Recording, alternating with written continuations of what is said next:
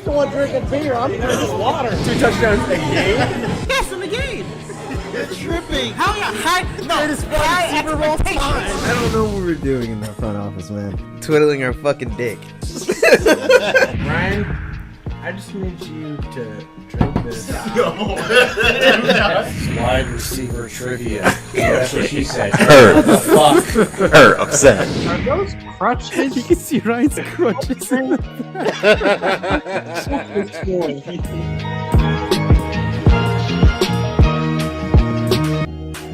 What is going on, folks? Welcome back to your favorite show on the internet. This is After Further Review, episode 245. I'm your co-host, Jim Brown.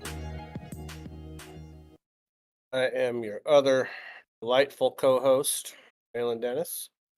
I'm your other great co-host, Nestor. I'm your other co-host, Junebug Spade. I am the fifth and final co-host, rolling in from PNW with the sunshine, the happiness, the joy, G-Money. G-Mon, I didn't know you lived in Florida. It's it was 90 degrees today. It's going to be 95 tomorrow. Wow. Ooh. Yeah. Toasty. Our humidity isn't as bad as you guys, but still, We always begin this show with the cheers if you are new here. So whatever you have laying around, be sure to pour something up here, and we're going to kick off the show the right way with a nice cheers. So raise them on high.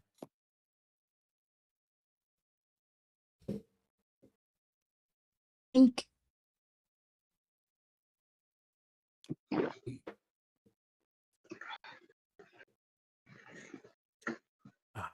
have a good show. This week we are talking about the NFC North. We are predicting the record of all 4 teams in that division.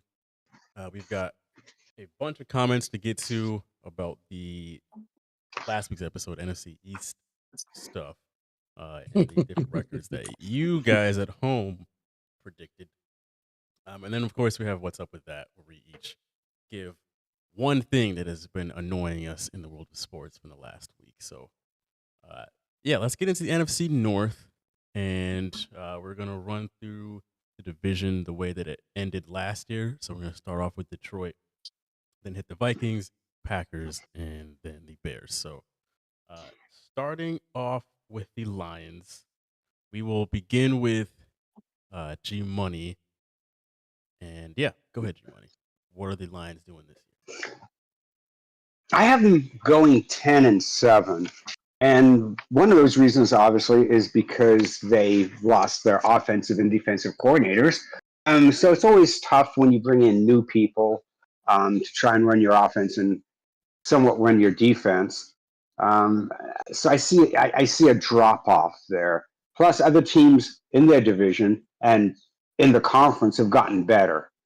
So, you look at them and you go, I don't see you being as good as you were last year, but still decent.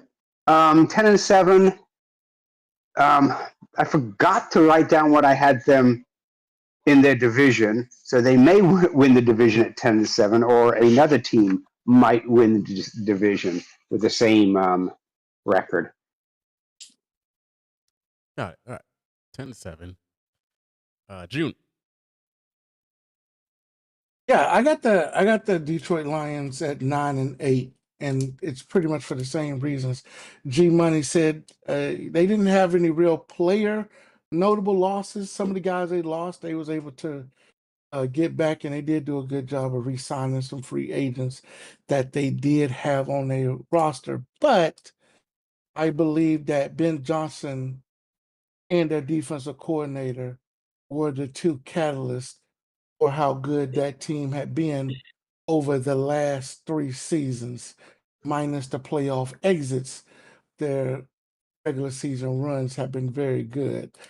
And then 3 games, the last 3 games of the season, They got a tough schedule as it is, but I looked at these last 3 games of the seasons. It's going to be the Rams, the Vikings, and the Bears, and I believe 2 of those are on the road.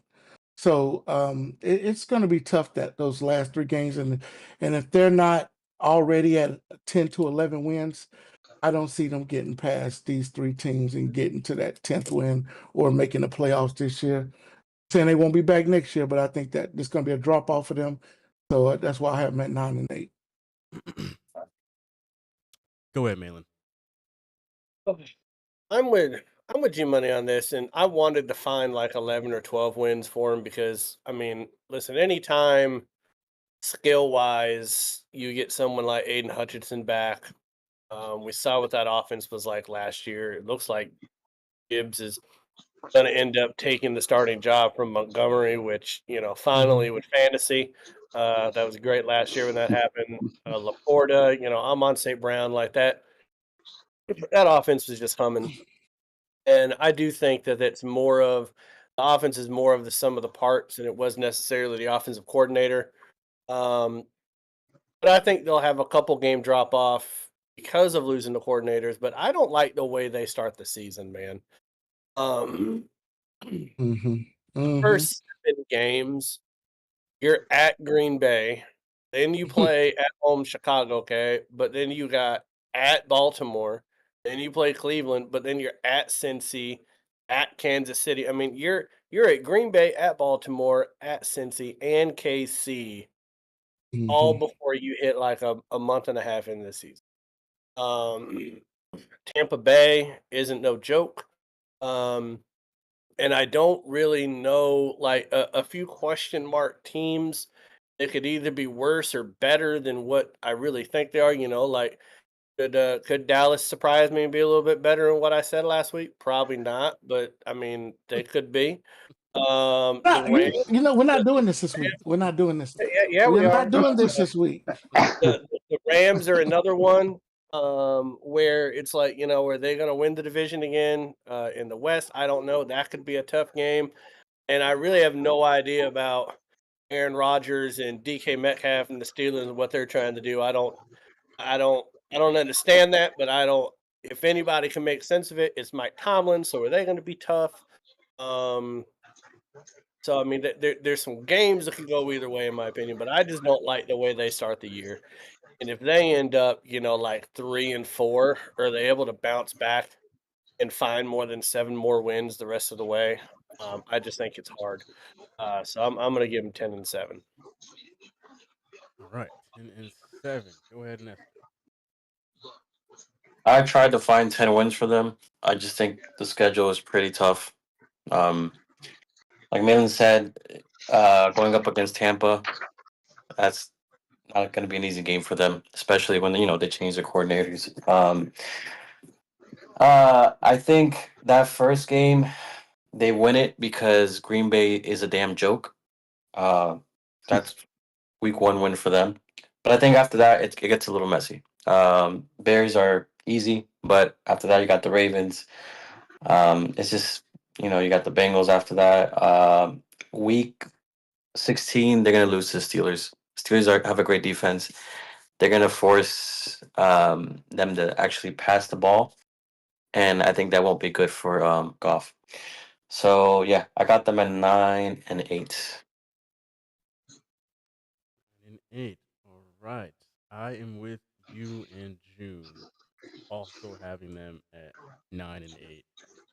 They've got really, really just tough schedule. I'm just echoing what you guys are saying here. Even after the bye, it doesn't get too much easier. Like Minnesota's kind of a question mark, but like Washington, Philly, Mm-hmm. of course, like they've got some NFC East games in there, and in those last 4 games, LA, Pittsburgh, Minnesota, Chicago. I do think Week 16 against the Steelers, I think that's going to be a big game for both teams. They're going to be making a push to Mm-hmm. try and get into the playoffs one way or another, and I can already smell a lot of drama there. So I'm giving them 9 wins, but I do think that 9-8 is going to be enough for them to win the NFC North. I've got a couple other teams also being 9-8, but them just winning the division by beating up on the other teams there. So, yeah, I think they're gonna have to do some kind of soul searching for the first half of the year without their offensive coordinator from these past couple of years. So, Detroit's going to be very interesting. Mhm. All right, let's get to what we got next. Oh, Minnesota. G Money. I have Minnesota, excuse me, going 9-8. Big drop off from last year. Obviously, with JJ McCarthy, nobody knows how he's going to be at starting quarterback. Other than that, their offense and defense has stayed pretty much intact.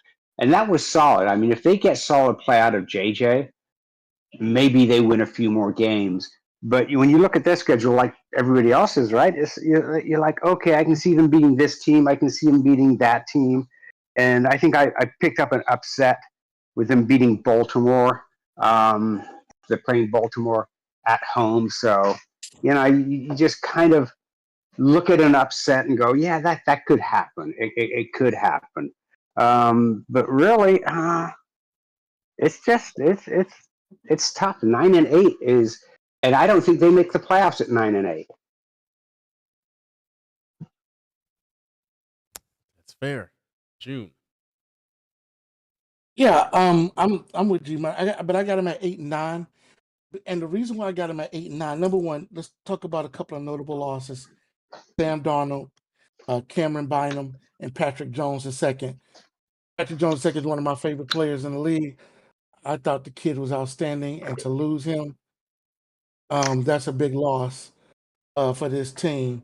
They also lost, and these are all starters, by the way, Garrett Bradbury and Blake Brandel, who, two offensive linemen.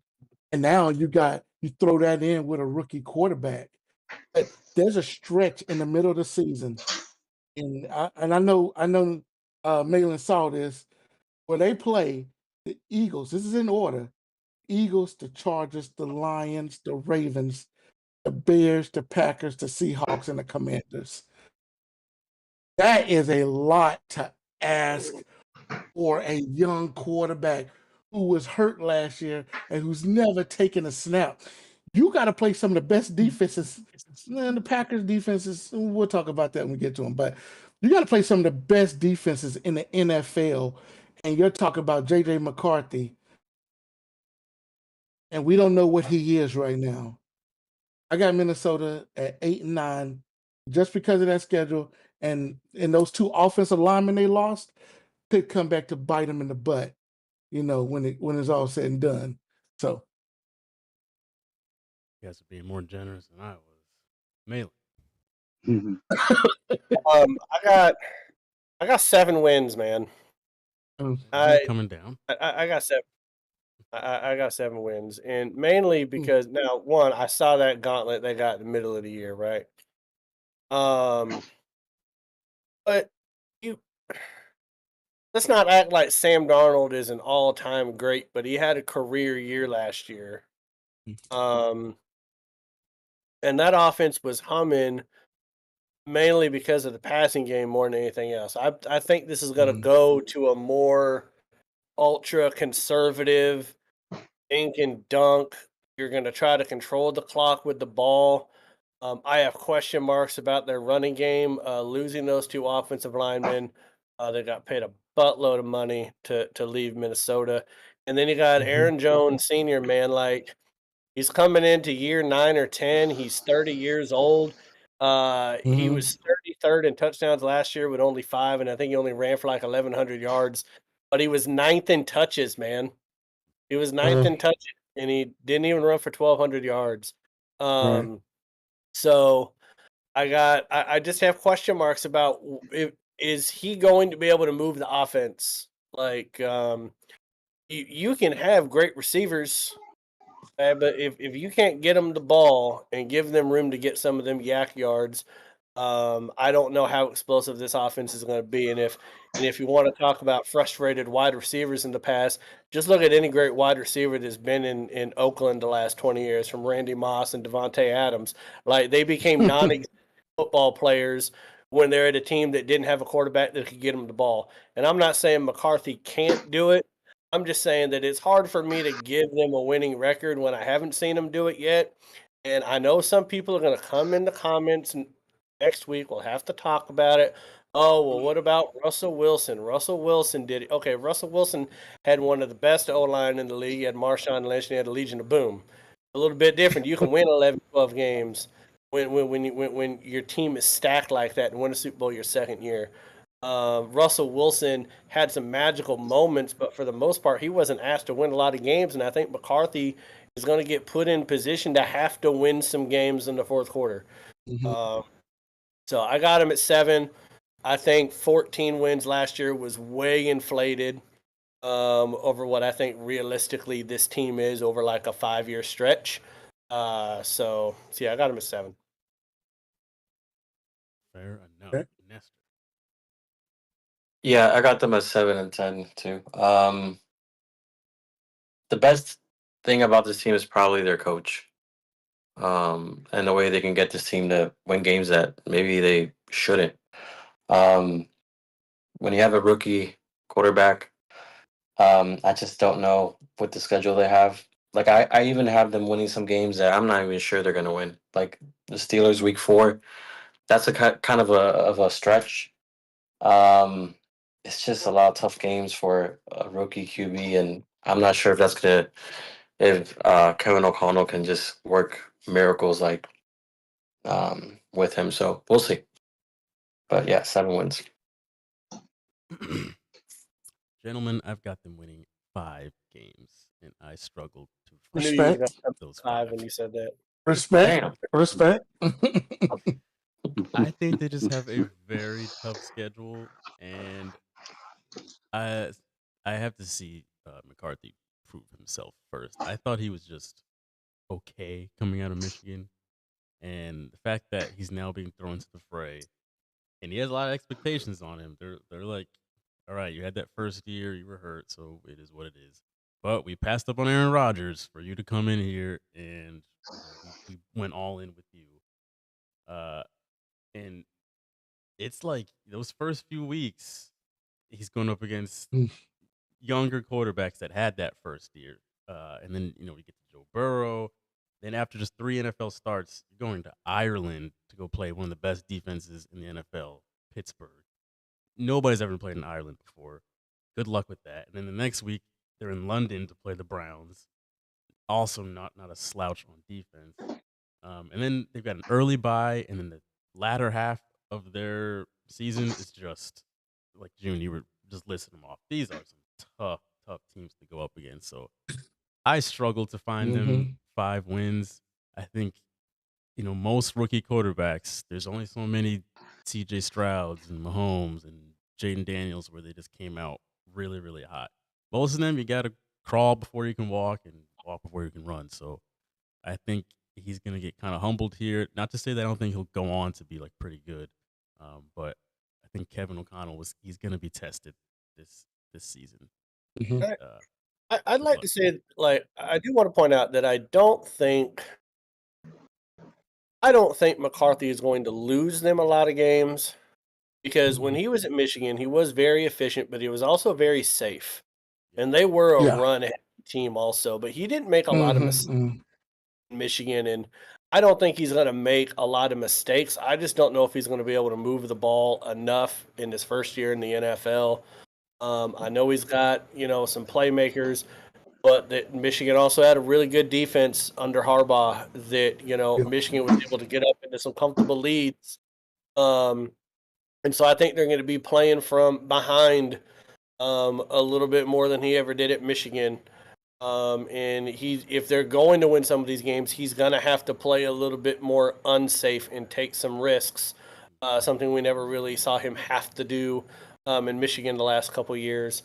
I hope him the best. I hope he, turns out to be a really good quarterback. And I'm not saying he's, going to be a bust, because he's never taken a snap in an NFL game yet. But like we all said, we got to see it. We haven't seen it. Last year when we gave, like most of us gave the Vikings like 5 or 6 wins last year. Why? Because we had seen Aaron Darnold coming into that year. we had seen what he had done. And we were like, well, based off of what you've done, we think you're going to do this. Well, with McCarthy, we're like, okay, we see the talent, but you ain't done it, man. Yeah. So, Mhm. All right, let's hit Green Bay next. Go ahead, G-Money. I have them going 10-7, and that's why I didn't really look at the divisional record to see which whether Detroit or Green Bay actually won the division. Look, they're an okay team. They're not a great team. They're a good team, and their road games aren't really. Actually, their road games are laughable for the most part. At Cleveland, week 3, okay, Cleveland's got a solid defense. Who's their quarterback? I think nobody knows. At Dallas, He's getting on my side. we're gonna see what Dallas has. At Arizona, the Zona sucks. When we get to the NFC West, they just suck. Then they're at Pittsburgh, which it's like at the Giants. Please give me a break. I mean, their toughest games are at Detroit. Maybe at. I mean, I don't think I think Pittsburgh's going to be a question mark as far as who they have at quarterback. What if they can't protect Aaron Rodgers? What happens then? Who do they have? They have fucking Rudolph the Red-Nosed fucking Reindeer playing quarterback. We've all seen that game play.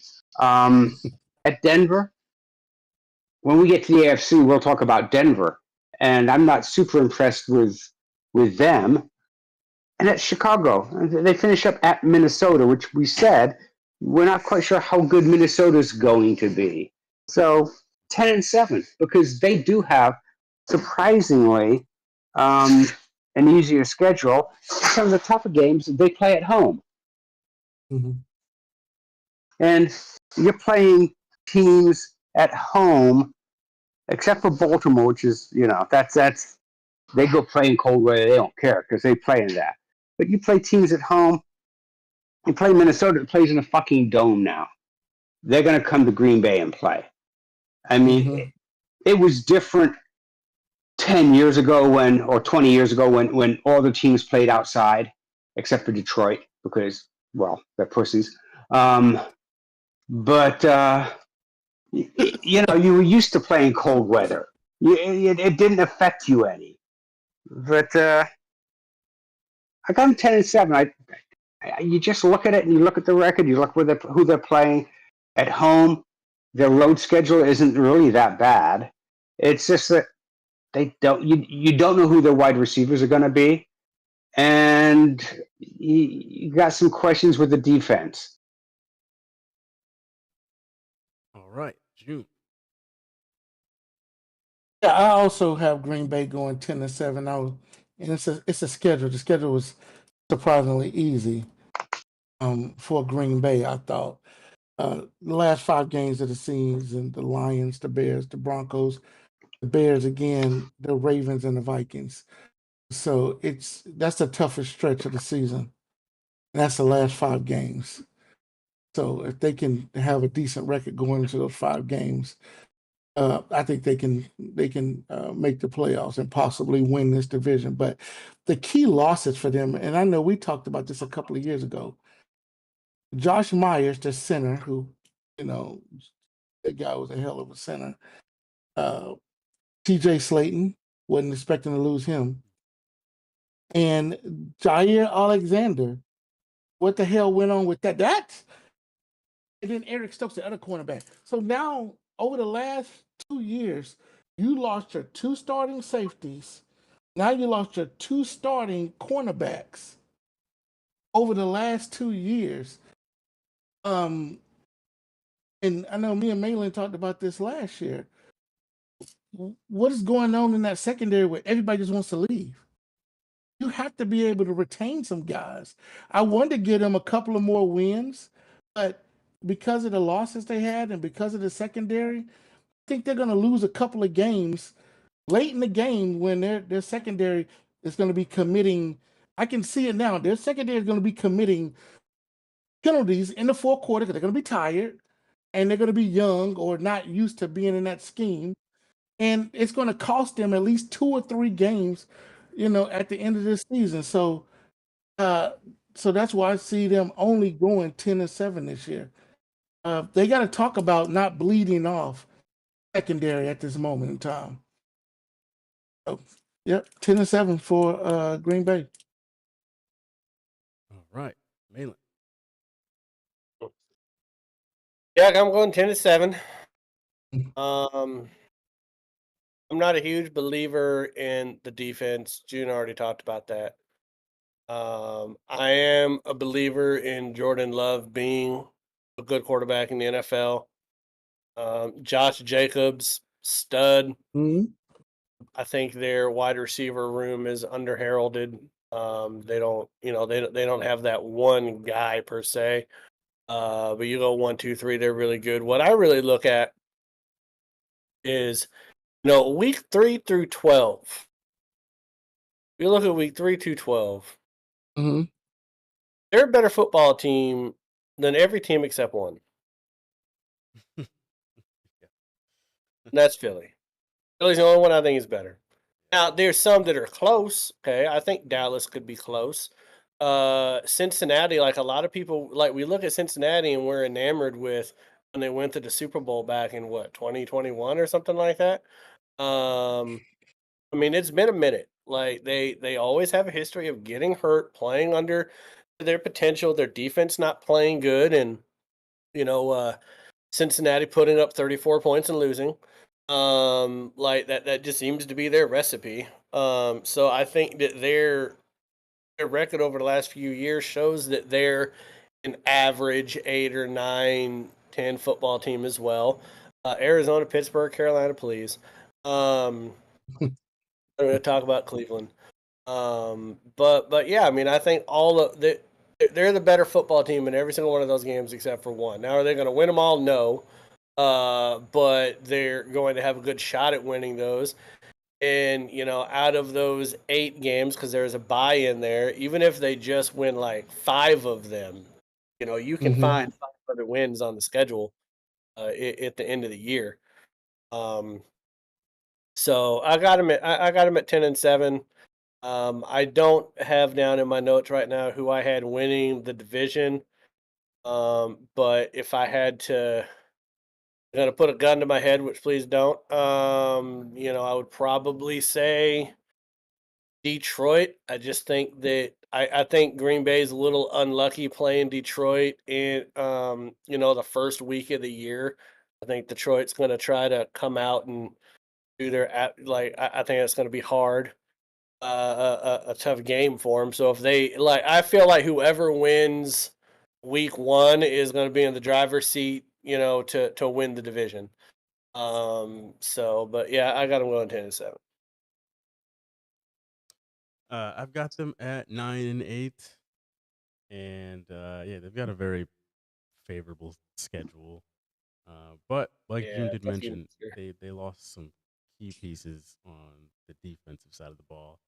And like you said, again, the secondary, just last summer, I remember us talking about how they were kind of playing musical chairs in the secondary, and now they're kind of in the same situation here. So, yeah, it wouldn't surprise me if they were losing some games down the stretch, like some scenarios where they should not lose, but they kind of get bested in these little 2-minute drills here. So, yeah, they've got some fairly easy opponents, and I think if it just wasn't for their division being so tough with Detroit, and I think Chicago's going to be pretty good this year, I think they would have a much, much better record than 9 wins. But yeah, for the most part, I think the Packers will be kind of right in the mix where they were last year. So 9-8. We will round things out with Chicago. So go ahead, G Money. Do we not let us go? Oh, my bad. You skipped You didn't hear me. like, You kind of like just skipped him. I was like, yeah, Hey, fuck hey, it. I was like, this no, don't because give you a know shit. he mad at Detroit. I mean, he mad No, at he Green mad Bay. Green Bay. That man at Green Okay, Bay, so we got him know going this is 0 about to be some 17. fireworks. I got them at 4, and I'm just kidding. I'm kidding. It's actually not that awesome. 4. Anyway, I don't like Matt LaFleur. I don't particularly think he's a great coach. That's first thing. Last year they went 1-5 against their division. That tells me they're not. I just don't feel like I saw a lot of their games because I didn't bet on them. But I did kind of tune in closely, and they just let me down so much, and I'm not surprised they went 1-5. I don't think they're as good as they seem to be. A lot of these games, I got them losing to Denver, for example, week 15. I got them losing to Arizona, week 7. Um, just a lot of these games, I felt week 1, week 2, they lose. They lose to Detroit, they lose to the Commanders. I got them at 7-10. I think they're not as good as they seem. Jordan Love is a great QB. Um, that secondary is going to be a problem, and their wide receivers are like, what are we doing? Is Reed going to be a great wide receiver, or is he just disappears at some points in the season? I don't know. It's just they don't convince me at all. 7-10. Ooh, Damn. I agree. I mean, mad at Green Bay, That's man. at Nez days. Want all the heat. Oh, them Packer fans be in your comment section too, boy. They sure will. Hey, I remember Right. last year. Last year when we did this. And then we was talking about the secondary. Remember those comments and Yep. say, "Oh, you don't know what you're talking about. Our secondary is good. We replaced them with 2 great." No, the hell you what? So hey, this all gonna be on Nessa this year. I was trying to be nice. I'm gonna talk all my shit when they lose week 1. That's okay. Okay. Oh, Now for man. real, Chicago, G Money. Go ahead. I have Chicago being obviously the most improved team in the North. New, they will actually have coaches that can coach, an offensive coordinator that will actually call plays, and I think all in all they've got a decent team. And I think Caleb Williams will be a good quarterback. He's got the weapons. The O line, they shored up the O line to make that a lot better for him, given protection. The defense is good. As long as they don't think that some wide receiver isn't going to make the catch because they thought the quarterback got sacked or something, they'll be good. And I have them at 8 and 9. You know, When he there said are a couple improved, of I thought improved. I mean, oh yes, that's improved. that's improved. I didn't say they were going to the Super Bowl. I didn't say they were going to the playoffs, but Good them. that's an improvement over what they were last year and the year before. So 8-9, you know, Chicago fans, maybe next year. You know, you get better. You have a draft. They're not going to the playoffs this year. I mean, look, I know it's legal up here in the PNW, but I ain't smoking shit to make me think that Chicago's going to the playoffs.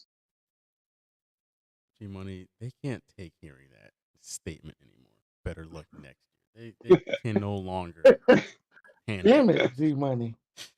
Hey, they're like Cubs fans. I mean, Chicago should be used to that. Cubs fans, White Sox fans, the Bulls. I mean, they have to look back. I mean, the Bulls are looking back to the '90s when they won anything. The Cubs, at least they won 15 years ago. I mean, okay. The White Sox. 2017, huh? Oh, that was 2016. Was it 17? It was 16, They won 17 twice in the last 20 years. In the last 15 years, they won twice, right? No, they've won one. Let's one. not get carried They- away. they- It was Oh, actually- I mean, pretty yeah, sure yeah, it's new 2016. math. I think Astros won in 2017. Oh, fuck the Astros. Yeah, I mean, and the Bears haven't won anything since 83, 84. So 85. 85. Yeah. Who? See, there's the thing.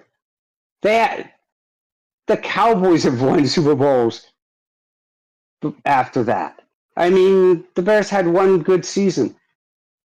And if they keep the coaching staff together, and if they can keep their players and add players to them, they'll be a good team.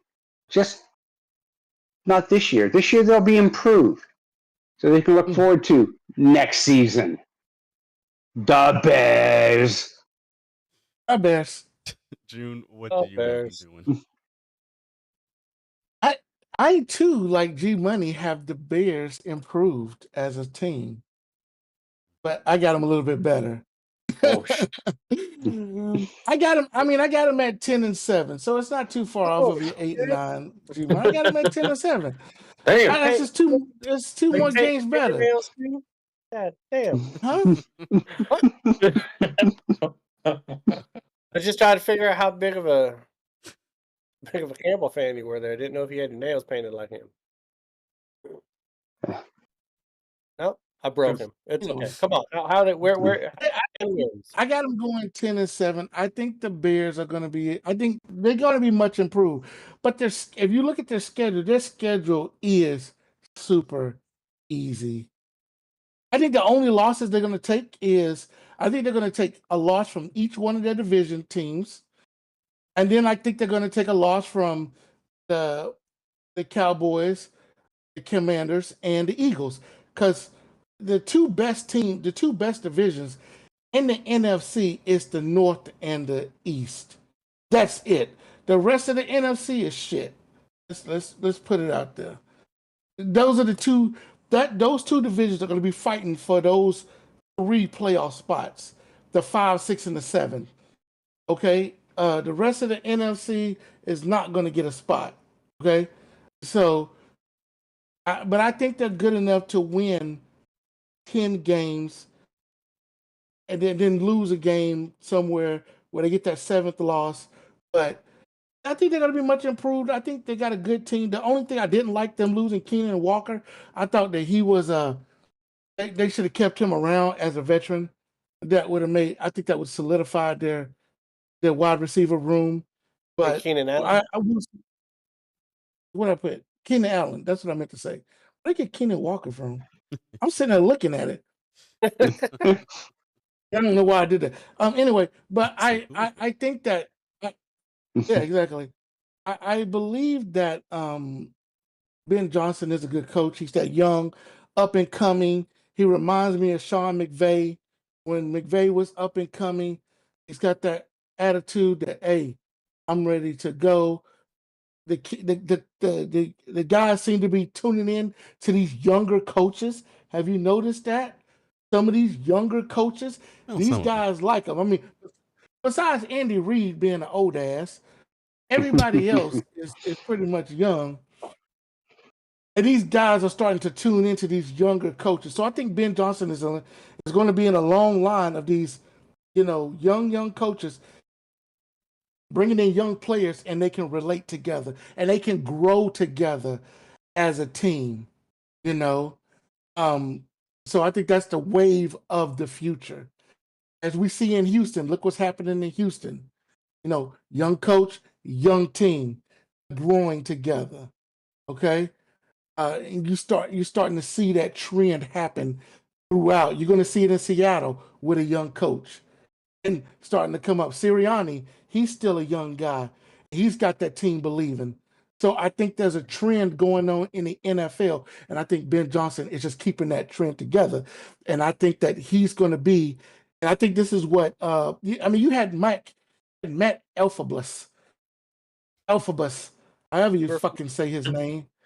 Everlose. Whatever the fuck. It's Everlose. Everflub. Whatever, he's Canadian. That's his name. He's in Lazard can Dallas never now face- anyway.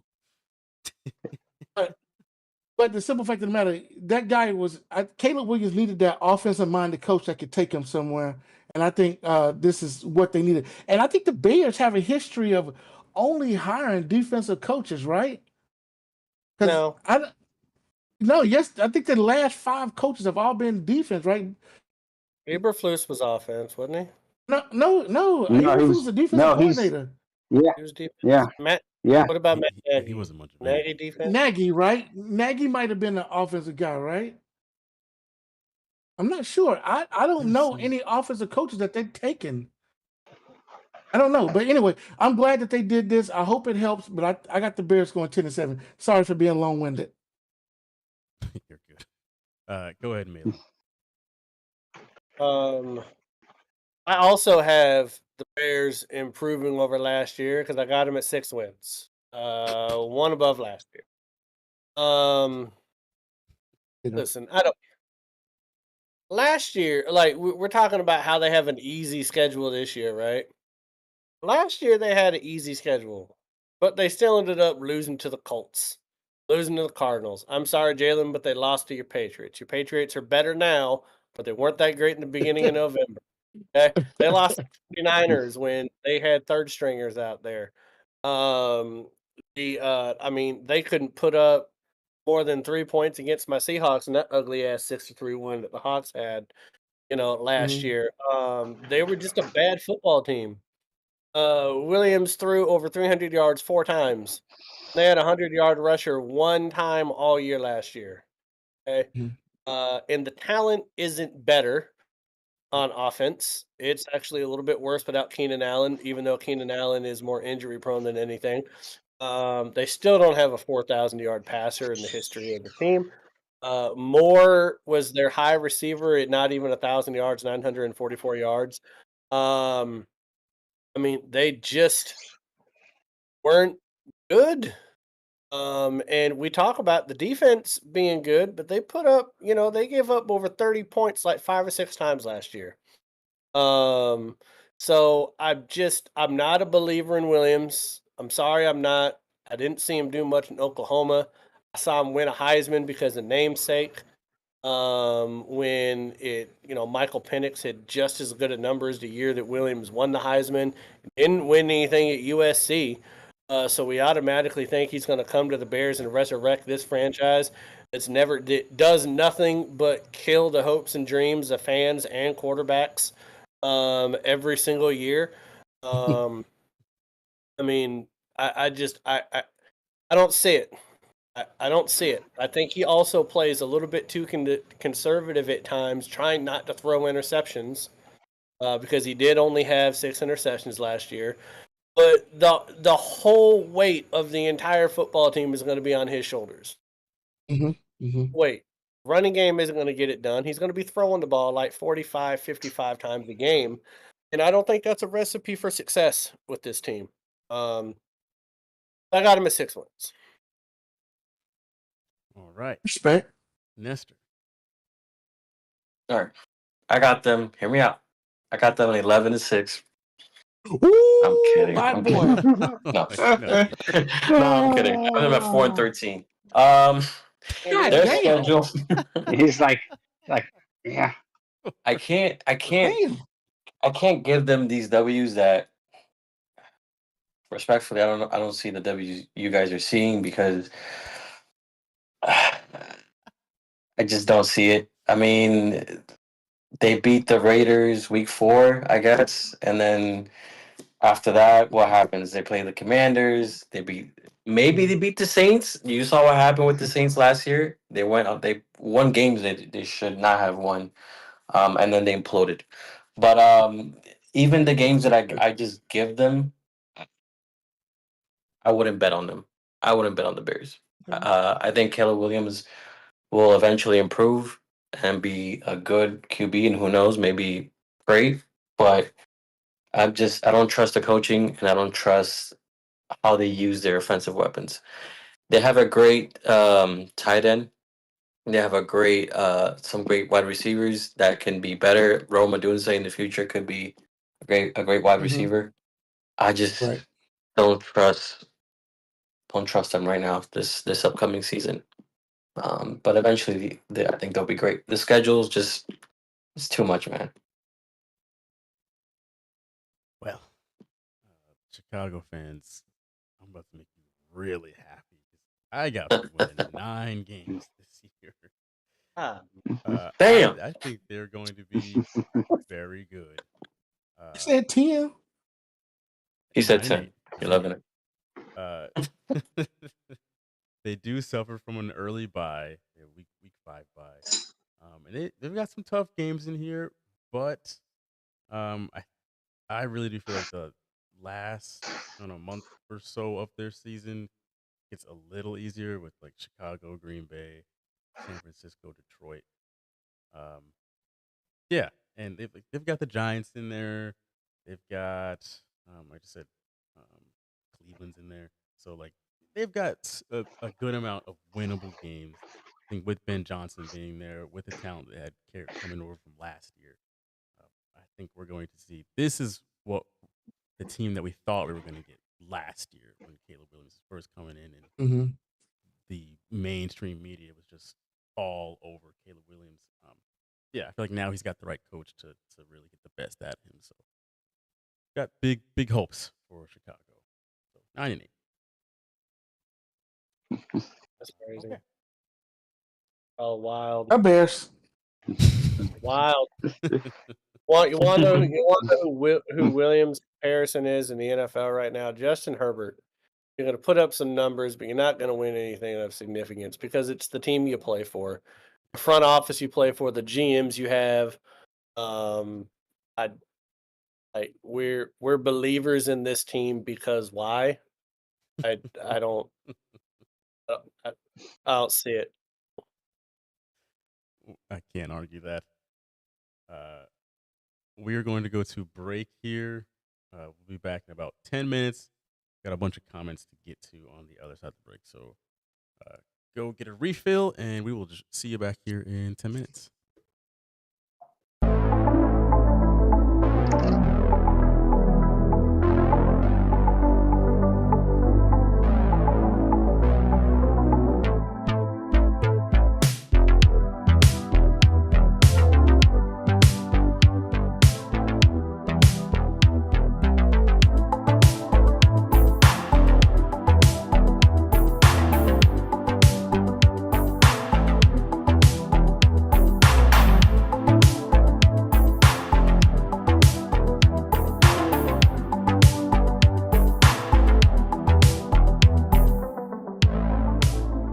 How many games do you think the Dallas Cowboys are winning in 2025? I've got them repeating last year, 7 and 10. I've counted some fairly tough games on their schedule this year, games that I just cannot see them winning. I'm sorry. They obviously play the reigning champs twice. They've got the Lions, they've got the Chiefs, Commanders twice. I will say Commanders, they can probably split against them, I'm just going to guess. But also, I think the Panthers are going to be a hell of a lot better than they were last year. I can see the Panthers getting a win against them.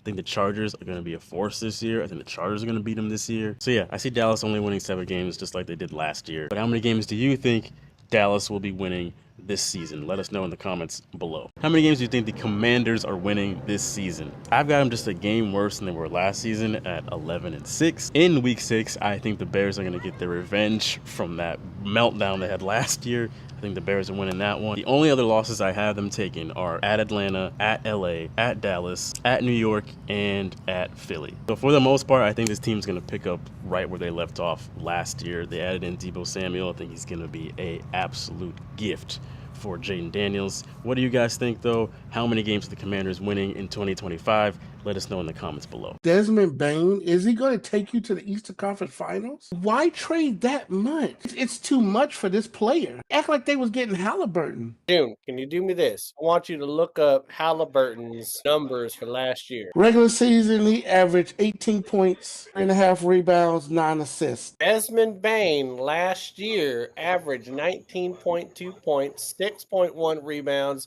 and 5.3 assists. So yeah, it's like you getting Halliburton, not be getting a playoff magic of let's hit some game winners send us to overtime. They might not be getting that. That's where I was going with this. And they might not be getting that. I don't know. But if you're Yeah. going through an 82-game season, those numbers compare. What's your way too early prediction for the Western Conference Finals next season? Most of us are going to just slide OKC right in there by default, but who would the Thunder be playing? You think it'll be the new and improved Houston Rockets, Golden State, since they'll have Jimmy Butler for a whole season? Do you think it'll be the Lakers, since they will now have Luka and DeAndre Ayton for a full season? Dallas with Cooper Flag and Kyrie, AD. What two teams will be making up the Western Conference Finals next season? Let us know in the comments below.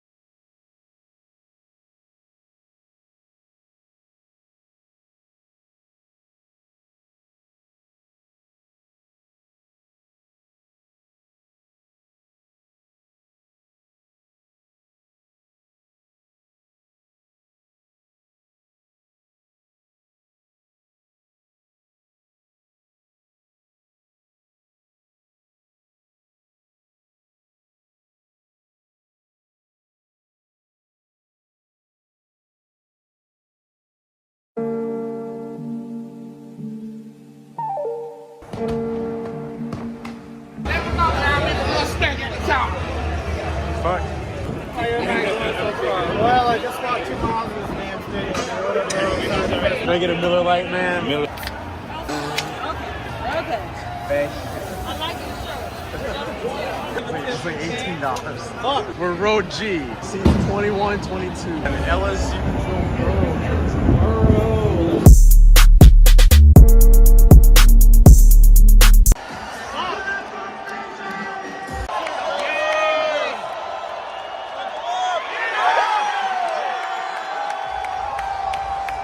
I apologize. Oh, drinks. You're good. You're good. I want to know what happened to Baltimore's defense. The Bucks ain't this good. Incomplete. 3rd and goal. Technically, it's not really first.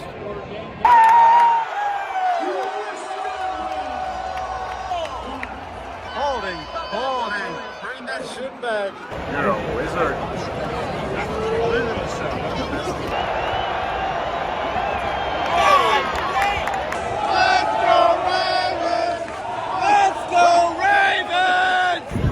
$1 more would have gotten you a highlight.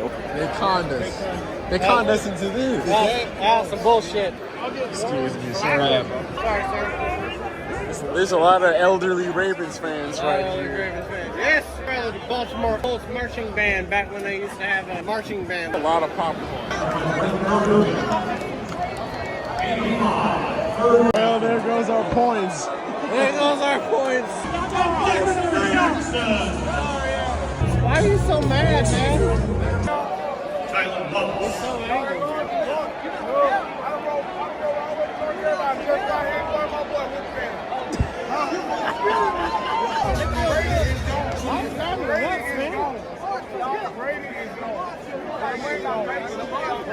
Let's go into the exit.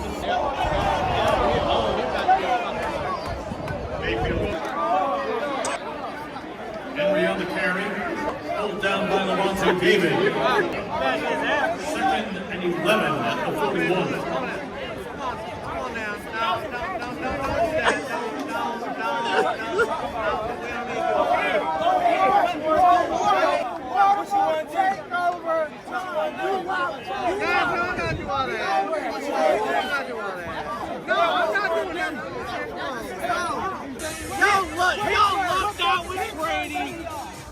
You lucked out with Brady.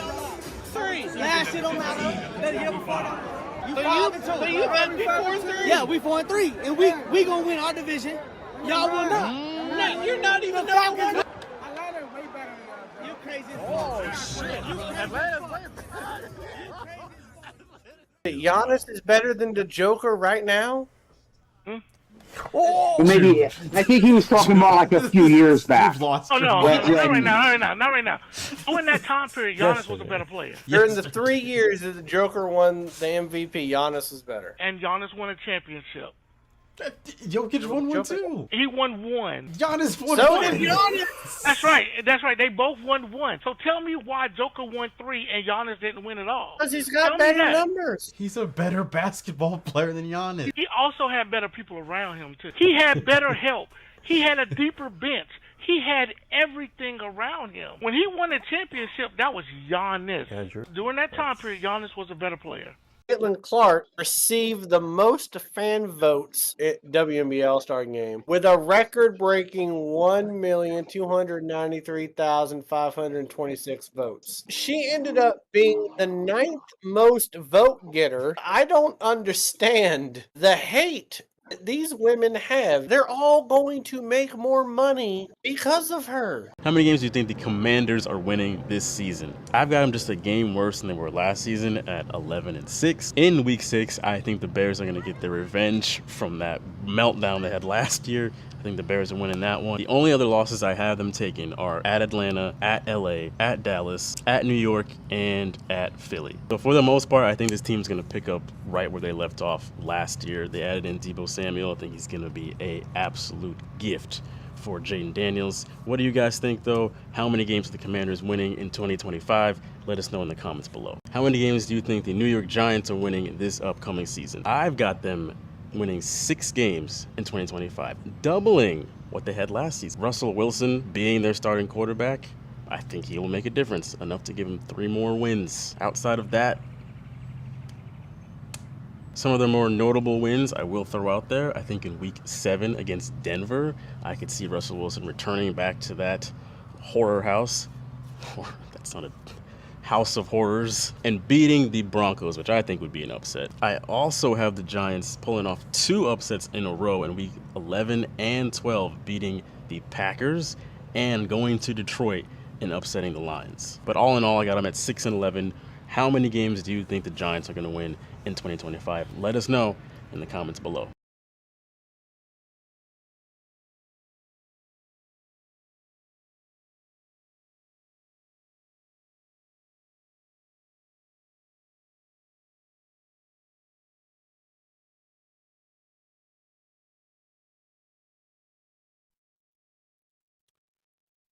Welcome back, folks. Welcome back to your favorite show on the internet. This is After Further Review, episode 245. Folks, we've got a bunch of comments to get to. Before we do that, though, we're going to cheers to a successful second half of your favorite show. So I had to make myself a drink for the second half, because this is going to be bumpy.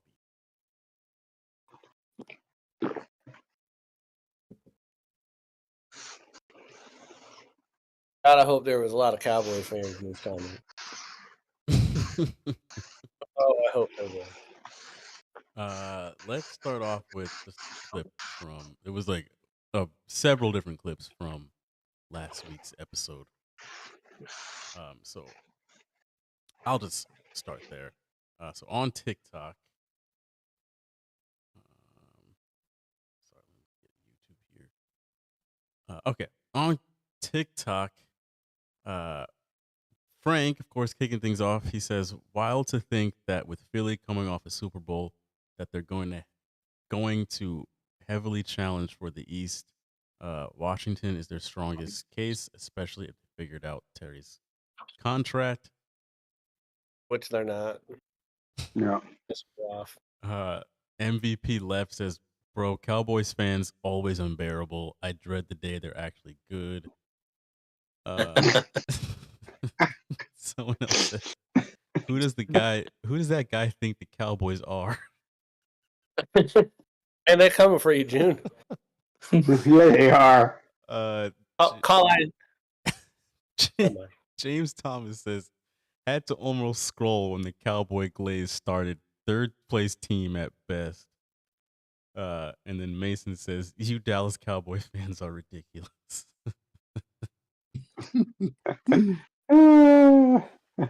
Did anyone besides who had him with a winning record? You know what's so funny?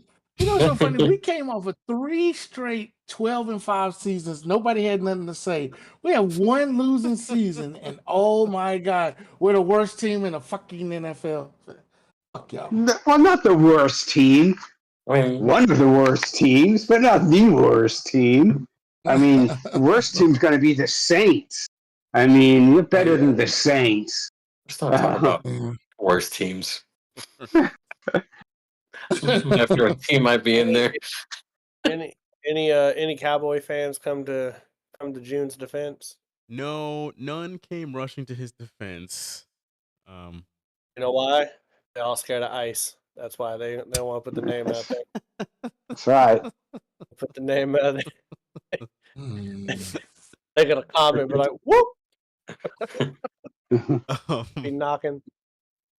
Shout out to on YouTube. Shout out to Cretaceous Crab because he was commenting like on all of our stuff this past week. Assuming it's a he.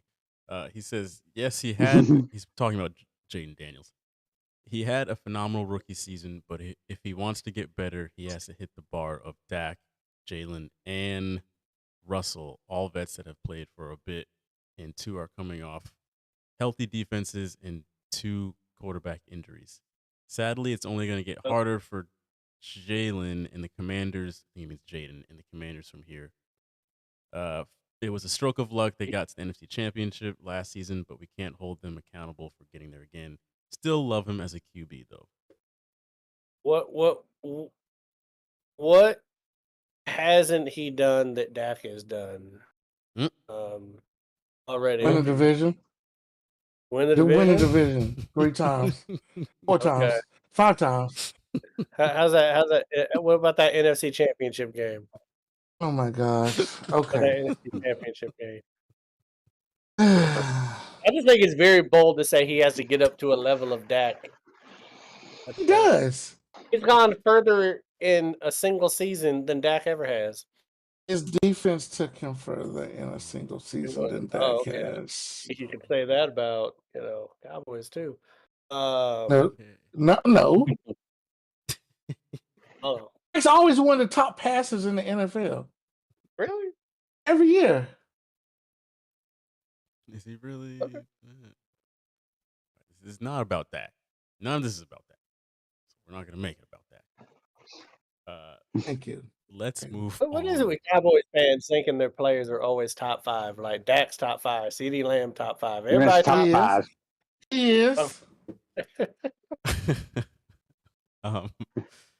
Let's go to the Lions here on YouTube. Bam the one. As a Michigander, I want them to go crazy, but I know better. Fanatics podcast, which is Frank's podcast. I think the division is definitely a lot tougher, but I see Minnesota taking a step back. Chicago looking different, but I think Goff still leads the charge for at least an 11-6. Hutch makes all the difference in the world. I'm not gonna lie, I completely forgot about Aiden Hutchinson. That injury. Too far off of pretty much what we all said. Yeah, I mean, not really. I mean, yeah, a game, maybe 2 games. It's all possible, right? I mean, if you look at our predictions from last year and how it all ended up, we're like, some we were pretty damn close on, some we were right on, and others we were so far away that it was like we were fucking sitting on Pluto. I mean, so like the Cowboys pick last year? 12-5. No, I think I had them 15-4. Yeah. What was the Jalen? Do you have our NFC North picks from last year? I think I do. Actually, NFC North. I know I had the Bears at like 10 wins last year, and that was embarrassing. Okay, I've got Yeah, it NFC was. North in front of me from last. Yeah, just like your pick this year is going to be embarrassing. June, you had the Lions going 11-6. Malin also 11-6. Nestor also 11-6. Myself and G Money had them 12-5. Okay. So I think that's all fine there. Wasn't too bad. No, I mean, But what about the Bears? The What are we all doing? the Bears. I was You, Malin, you had them 11-6. yeah, I was high on them last year. June had them Well, 10-7. you're definitely high. June had them 10-7. I had them 6-11. Oh, June is laughing at me with 11, and he had him at 10. Shut the hell up. Nestor had them at 8-9, and G Money had them at 4-13. He was a realist. All right, back to current times. Back to the future. Actually, let's get to. Let me just jump right into the Vikings. That was the one everyone was angry with me on TikTok because I said they're only going to win. Did I say 5? Yeah, 5 wins. Justin says L take. Odinson says 12-5. Isaac, Vikings always win overseas. Fact check, Isaac. Rafi says 10. Blazing Robot says what? 12-5. Tommy Callahan says 11.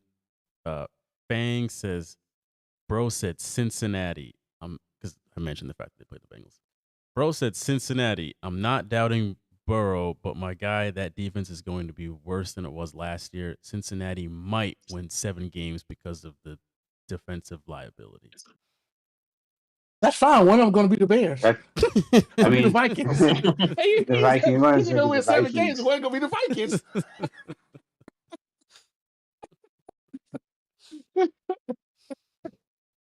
It's like, okay. Radio says 9 or 10 wins. It's something 12. Zach says 5. That's all. Crazy. Sam won 14 with an offense that arguably had worse pieces. Not saying we will win 14. That's not going to happen. But we for sure will win more than 5. Significantly improved offensive line and a legit second running back. I think the Vikings will be a better team than last year, even though the record won't say so. They are going to be a team that any given Sunday they can win. You can say that about almost any team. About every team. I mean, they won't have the winning record, but they'll be. Oh, shut up! Shut the fuck up! Undermine your entire argument. Yeah.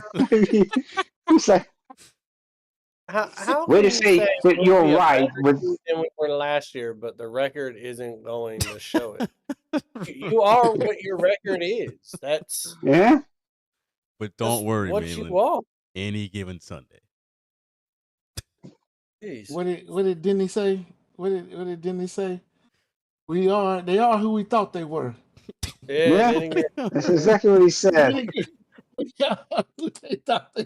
We're gonna be better, but we're not gonna win more games. We're gonna be better, but we're not gonna win as many games, but we're gonna be better. Isn't that just saying you're gonna be bad? We lost two of our best offensive linemen, but sure. Hey, but our line is better though because of that. We became stronger as a team. When you start having to tout your backup running back is a reason why your offense is going to be better, you've already lost. Yeah. You don't unless you're trying to say that Swift is not Swift. Jones is going to get hurt, and this guy's going to have to pull a majority of the snaps. Backup running back. I mean, I want to see this backup. Who is this backup running? Who is the backup? Yeah, who is the backup running back? I gotta see who he is now. Isn't it? Hold on. Yeah, I thought it was Mason and Jones were the 1 and 2. So they got Mason. Jordan Mason is the backup, and he had 3 touchdowns last year. Shit.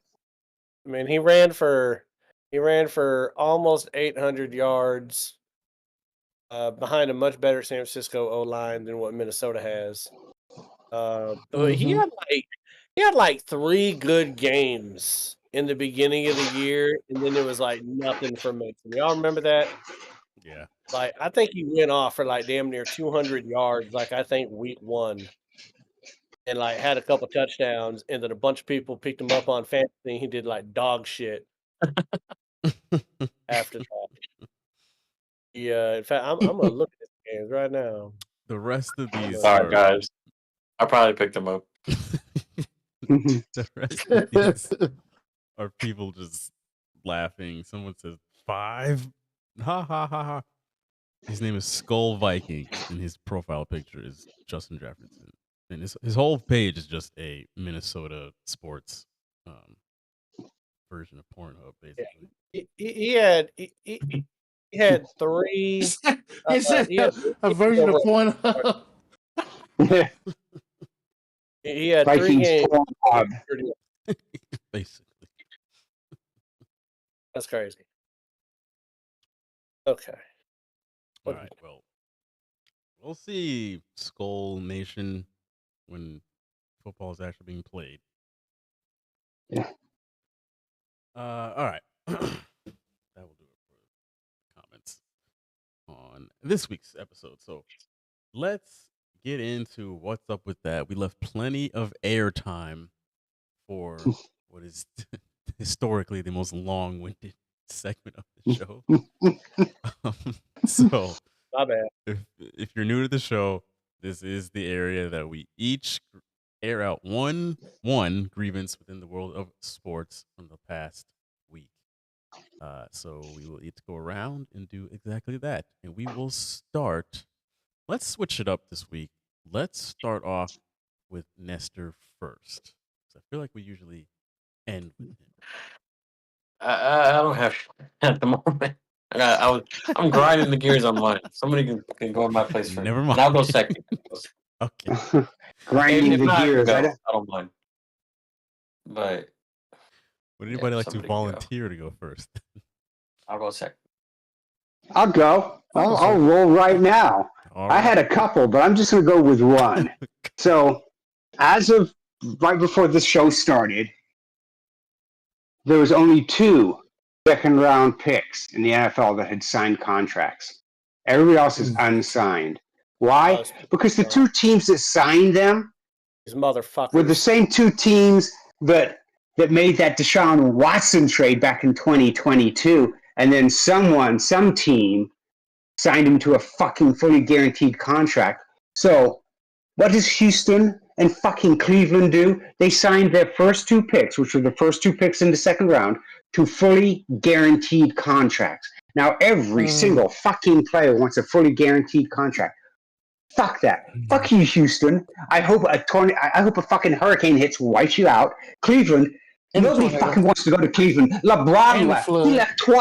He left twice. That's how bad your fucking city is. It's fucking, it's a nasty city. It's nasty. Nobody wants to be there. And if they do, it's because they're fucking retarded. They have brain damage from drinking the water there, which is worse than Flint, Michigan, by the way.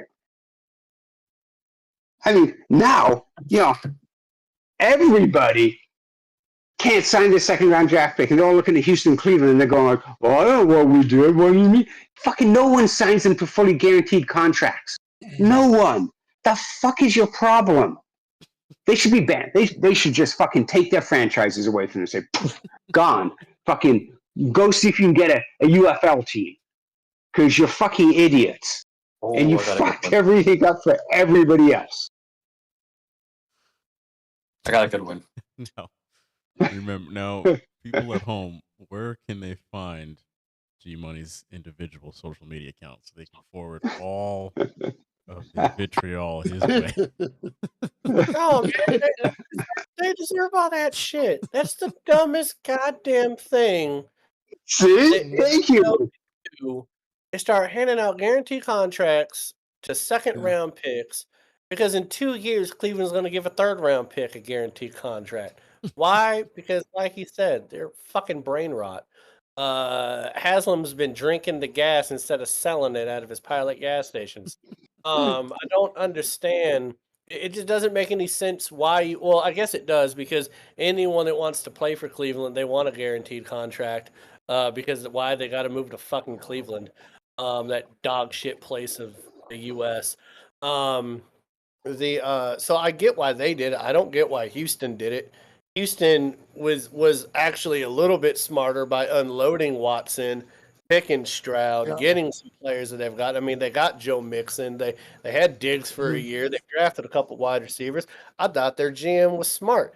I don't know. Maybe he had lunch in Cleveland with the GM over there, and they said, you know what? Let's go ahead and just stick a giant thumb up everybody else's ass and just say fuck your off season, because no one else is going to have a second round pick in camp now. God bastards. Thank you. Thank you. Worthless cities. Worthless. I've flown over Cleveland and I've been to Houston. Worthless.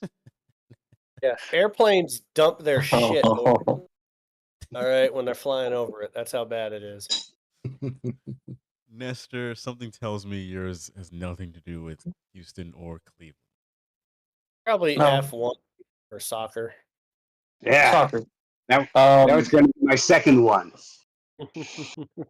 Barcelona star player Lamine Yamal is facing backlash because he hired dwarves for his birthday party to perform. So now the Spanish government, or a division of the Spanish government, is after his ass, and it's apparently very serious. You know what I think is very so backwards about this? Now, in American sports, I feel like we just slap people on the wrist, rightfully so. You know, if this were to happen in the NFL, get I don't know, dude, you wouldn't get canceled. It's 1 or 3 game suspension and you go back and you play. Nothing happens. Not if you rent a people have midget. done worse. You can rent midgets. There's nothing wrong with that. You can rent midgets in Vegas. There's a lot. There's One a of the- lot wrong with that. You said dwarf? There's nothing. That's what they're Dwarfs, calling it in the midgets, article. same You thing. throw some balls and call them midgets. They're little people with the Midgets, little little hands. people. They got the One of them little- said, little "We are digits. only asking they let us Now, work." What did they hire Yes. them to do? Yes. That's all he we are only asking they let us work. We have our own contracts. We are normal people, Well, they're not self-employed, and do everything legally. They're this tall normal, but you know. What in did Spain- they hire them to do?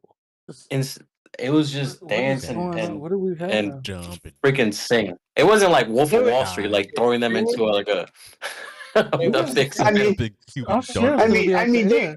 Some I mean, it midget wasn't like they were That doing. takes the show off the air. I mean, they weren't doing midget bowling or anything. Right. Or midget darts would have been fun, throwing up against. Anything Barcelona does, the Spanish government is attacks it instead of just trying to make money and just wrestling. Do they not? Yeah, midget wrestling. That's major. A big, strong guy like June to I don't know, fucking juggle him or something. I mean, you wouldn't get in trouble in America, man. I mean, first of all, isn't there a height limit to vote? I don't even know if they can vote. Maybe they can vote, but they can't reach the ballot box, so they probably can't. That's why they vote by mail.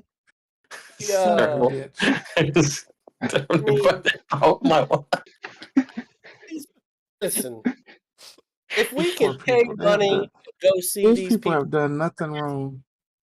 if we can, if we could pay money to go see these people at the circus, why can't we see them in a birthday party?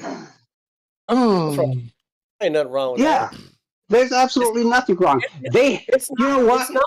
It's not like the guy hired them like a Michael Vick would do and make them fight each other to the death like a dogfighting scandal. It's not we're not doing the Hunger Games with these midgets. I think that'd be great TV if we did, but we're not doing that yet. No, it wouldn't. I don't It see anything kinda wrong. wouldn't. But I mean, and as Nathan said, they deserve to work. Midgets deserve to work, and you're taking that right away from them. Spanish government is wrong. They're evil, and obviously they're fascist. Yeah, they walked into the party like they were a guest, so I don't understand what the problem is. What else are they supposed to do, man? It's not like they can make shoes and shit with their hands. They gotta earn a living somehow. I mean, Santa's workshop's only open for a few months. Let them work. They if they want to work, they should be. We're not going to turn this into the new Snow White, where they made all the doors CGI when they could have been real people, and yet here we are. So I say, shame on the Spanish government for trying to take jobs away from hardworking people. Exactly. That's right. Anyway, who would like to go next? Sports. I'll go. Yeah, let's go ahead and talk about Me Bounds and Caitlin Clark. No, I'm just kidding. I'm kidding. We're not going to talk about Me Bounds and Caitlin Clark. Even though, as I'm thinking of it, I think it'd be funny and shit to see like a midget play Angel Reese in basketball. I think that'd be funny. Wouldn't get a rebound. But that's like, maybe, unless she forgot to box out again. Yeah. Did you see Angel Reese just boxing out a midget to bam, just smacking him in the face with her ass? That'd be awesome. I'd pay for it. We should have like a midget football league. Could you guys imagine a midget football league? That would be awesome. Make great money. That'd be so crazy. Or you could make like a live foosball table and just take midgets to the bars and see if you can. Or some okay, I'll shut up. But anyway, so last night we're watching the home run derby, and the big dumper Kyle Raleigh himself won the home run derby, which he should have. He had 14 more home runs than anybody else that was even in the contest. And Aaron Judge, you sissy for not even participating. I don't like the format of the home run derby. I've never understood pairing them up against somebody else. And then so what happened last night is the first 8, out of the first 8, whoever were the best 4 moved in to the top 4. And then they paired them up with each other. And what happened is that one of them only hit like 7 home runs. So the next guy only had to bat half the time. He had 8 home runs and he automatically advanced to the final round. While Kyle Raleigh and Cruz on the next one, they had to go for the full gamut and the bonus and everything to see who was going to go up against this guy. And even though Kyle Raleigh won, I still think it's an unfair format. I think when you get to your final 4, the best 2 should go there so that all 4 batters go the full round, because you've had people lose in the home run derby. And they've hit more home runs than the person that won because the other guy wasn't as tired and was able to hit 1 or 2 more home runs in the final round, but they didn't have to go the full gamut that everybody else did and themselves out. And so I just think the format's stupid. I'm glad that the All-Star game went back to wearing, their own uniforms instead of letting Nike do whatever shit that they've been doing for the last 4 or 5 years. But I just think that you need to, at some point, you need to come up with a rule system for the home run derby that you don't change every fucking year and that actually makes sense and is fair for everybody. With that, I will say this though, it's still the best All-Star game thing out there. It's better than the All-Star game in baseball. It's better than anything that basketball can do. It's better than anything NFL or hockey can do. The home run derby. They sell out a stadium for a bunch of people just cranking out home runs and batting practice. Home runs are always going to be cool. You don't have to reinvent it like you do the dunk contest and stuff like that. 3-point contest just isn't really that fun to see. So I do love the home run derby. I just think they need to make it a little bit more fair. Agree with you 100%. And the All-Star game in baseball is still the best. All-Star game. It is. It's better, as you said. It's better than the NFL. It's definitely better than the NBA, which can't get the shit together. The NFL doesn't even. They're trying to mimic the NBA with the skills contest and then flag football. And it's like, just stop. Just stop. Don't even do it. The only other thing that I have a problem with the home run derby is it's becoming too much like the NBA dunk contest, to where the best hitters aren't going into the home run derby because they're either scared to lose or whatever, and so you don't have the best hitters. Chisholm from Yankees should not have been in the home run derby hitting 3 home runs. Like that was embarrassing. think the top Yeah. 8 home run hitters at the halfway point, you all got to go to the home run derby, all of them. Like Judge won it in 2017, has been ducking it ever since, and that's a tall guy. So for him to be able to duck something, that's saying something. Now, if you wanted to make the home run derby better, if you had midgets throwing the balls, I think that would be awesome. Ooh. Ooh. I am going to go next Yeah. here. My what's up with that is with Danny, I think his last name was Parkins. He's filling in on First Things First on FS1 while some of the guys are like on vacation. And he has been making this case that Jalen Hurts is not a top 10 quarterback. Oh God. An idiot. Now, I do not like coming to the defense of Jalen Hurts for 2 reasons. Number 1, he's a Philadelphia Eagle. Number 2, my lady finds him very attractive, so it takes a lot for me to come to Jalen Hurts' defense. So for this man to say that he is not top 10, I think is outrageous. Seeing what he has done in the past few years, going to 2 Super Bowls, winning one of them, he has played on very talented teams, yes. But when you look at the landscape of the NFL, there's not many quarterbacks that are Super Bowl quarterbacks right now, like especially out of the kind of late 2010s class quarterbacks.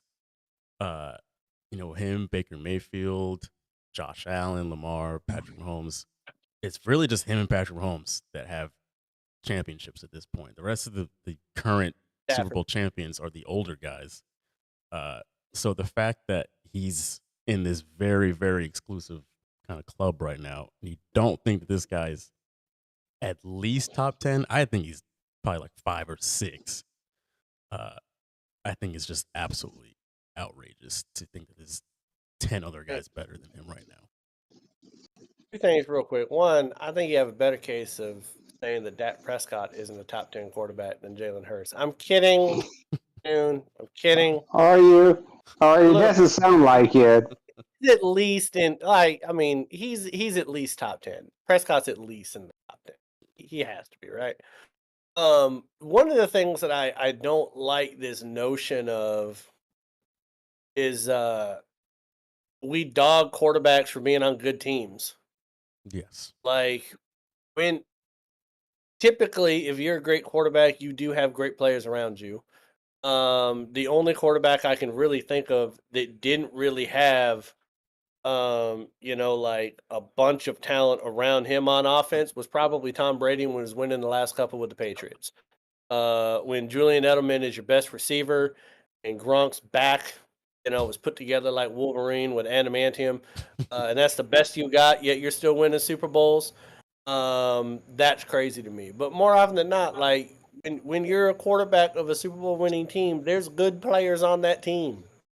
We need to stop acting like they're not good just because there's talent around them. There's plenty of quarterbacks that have a lot of talent around them that I'm sure this person has in front of Jalen Hurts that haven't won a Super Bowl with the talent they have around him. So how can you knock Jalen Hurts and say he's not top 10 because he has a talented roster around him?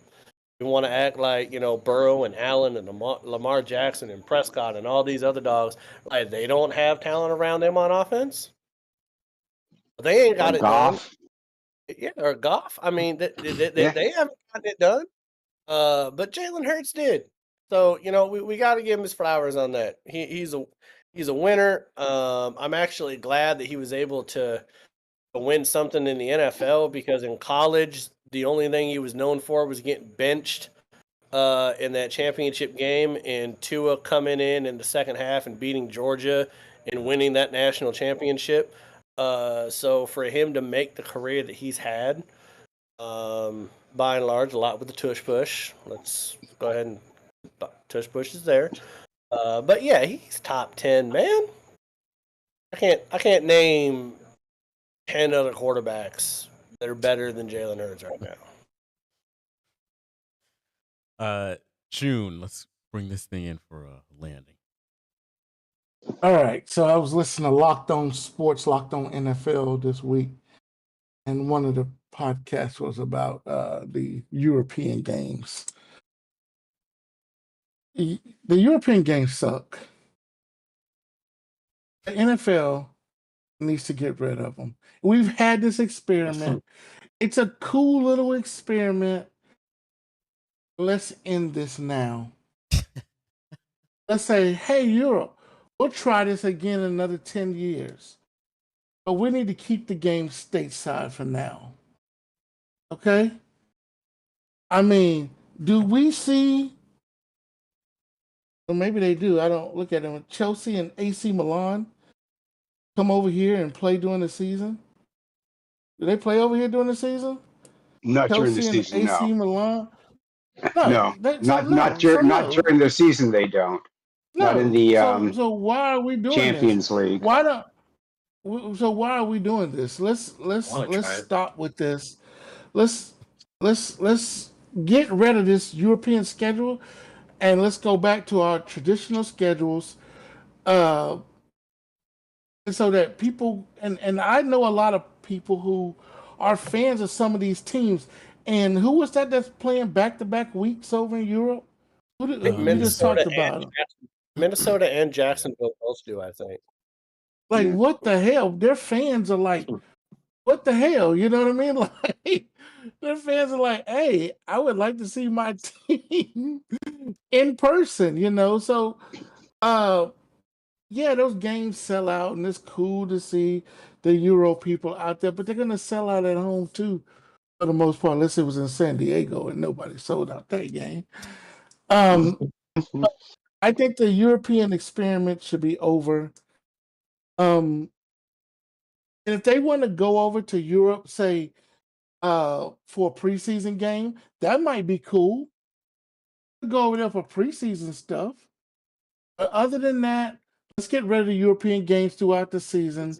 Let's go back to traditional schedule and put the teams on back on their regular schedule. So, because these bye weeks are being the ones being suffered. These bye weeks suck for a lot of teams right now. And that leads me to my second part of this same thing. Now, I'm not having two of them, Jalen. Don't freak out. One bye week for the entire league. Think about it. I'll leave it at that. Just one pause. Well, they're about to. The only problem, and I agree with you, like I don't like the overseas games. And I'm on the East Coast when they start at 9:30. And it's a little bit weird. Like sometimes I'll wake up, I'll start making breakfast, doing some chores, and I was like, oh shit, there's football on. People on the West Coast, like G Money, man, when like the Seahawks play overseas, man, he's out of bed drinking coffee 6:30 in the morning watching a football game. That's wild to me. But the problem is they make too much money to do it. Yeah. Exactly. They are growing the sport over there, and I gotta tell you, June, in the next 10 years, if you were to ask me what's more likely, them stop doing the European games, or the NFL is going to fuck around and send the Super Bowl over there, it's going to be sending the Super Bowl over there. They're already talking about sending the Super Bowl overseas. I think it's going to happen. It's going to be crazy when they do. I'm not for it. I don't like it. I'm not a fan of it. But not only that, like we need to stop sending NFL regular season games anywhere that's not in the U.S. Why are we sending them into dangerous places in Brazil, in Mexico, where the Eagles, where their primary color is green, and they're being told don't wear your team colors, out in public. Send the Bills to Colombia. For good. It just seems asinine to me why they do it, but they do it because of money, and they can make money, and when they can make money, they're gonna keep doing it. So at some point, but you notice they don't send everybody over there. Like Jerry Jones is like, I'm not going over there. Jerry Jones won't let the Cowboys go over there. I disagree. The Cowboys are never going over there. I disagree with the Europe part. Like I agree that if there's a country or city that's in some kind of conflict or turmoil. I don't know why the hell we're sending people there for anything. But I think for the year, I like the fact that on some Sundays in like October, November, we've got football literally from the time you wake up to the time you go to bed. Like, I think that's great. And for the fans that are overseas, it's like probably kind of It's a their once in Super a Bowl. lifetime thing. I mean, if you're that little kid who lives in fucking Frankfurt, Germany, or something like that, like, this is probably your only chance to go see an NFL game.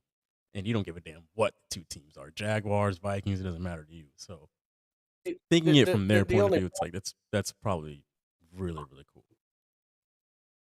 The only problem with it though, Jalen, is that, like June said, not everybody agrees to go, and you end up with bad matchups, man.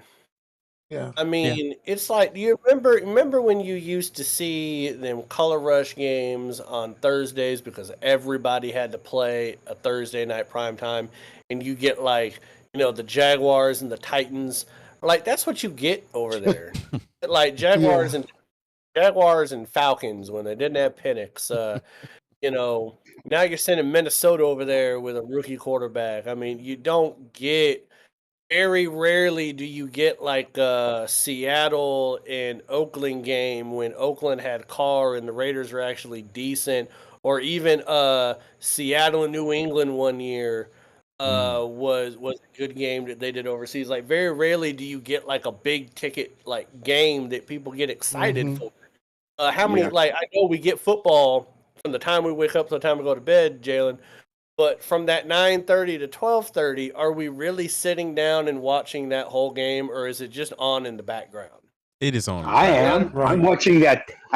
I'm watching that 10 a.m. game here on the West Coast, but to your point, are you watching the 6:30 in the morning game? Is what I'm saying in Europe when they're on at 6:30 in the morning, watching the whole game.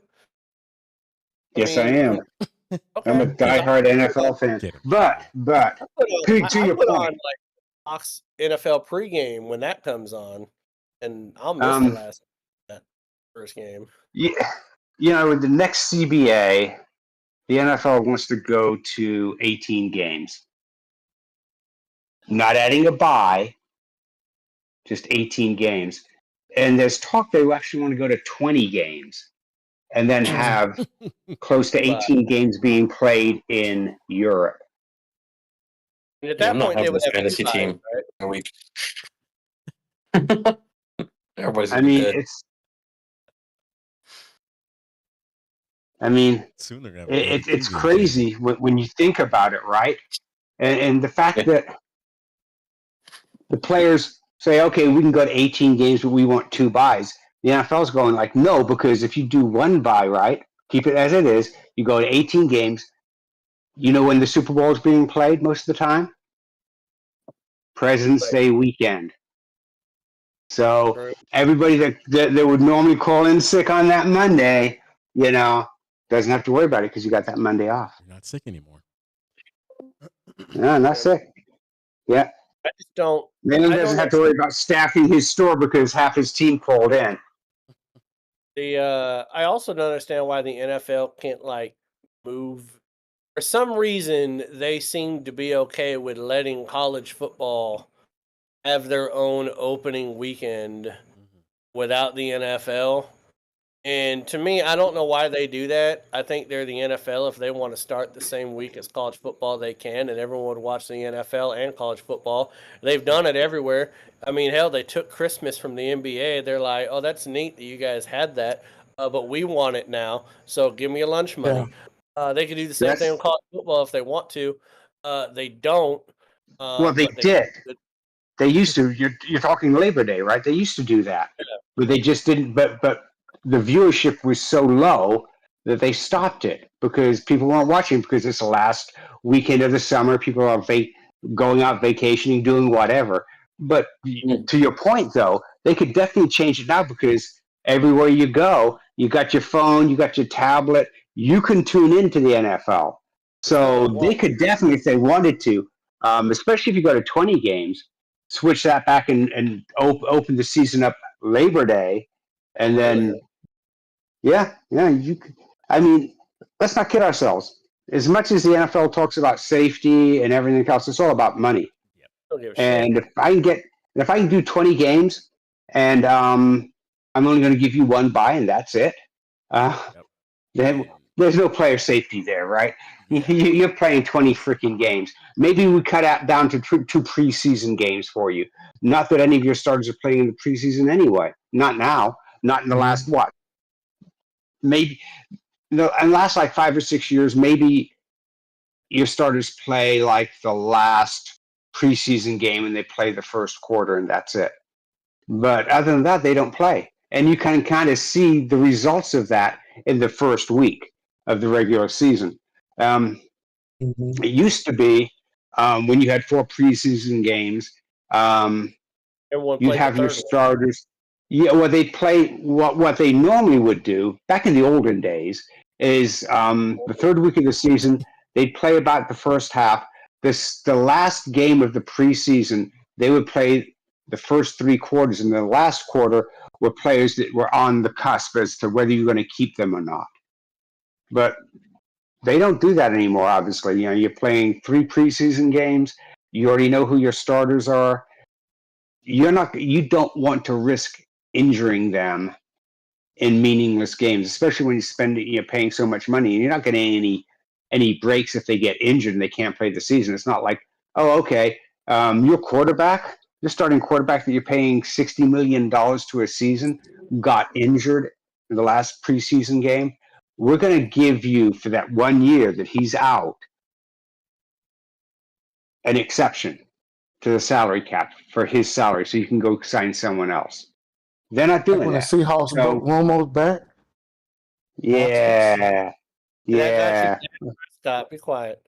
You guys went 13-3 that year. We helped. Hey, you got Dak Prescott and Emmett. You got Zeke. You got Dak and Zeke that year. You guys did really well. It's unfortunate that you guys couldn't get past the division playoffs or anything, but At the end of the day, European games are staying. They're just going to do more. They are. As much as I agree with you. Be there. Because they are bad teams, they are bad matchups. And you're asking a team to fly to Europe, usually on a Thursday. You get there, let's say you fly out.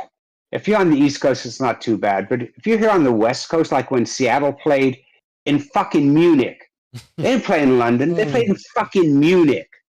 Yeah. So you fly from Seattle to New York, New York to Frankfurt, Frankfurt to Munich.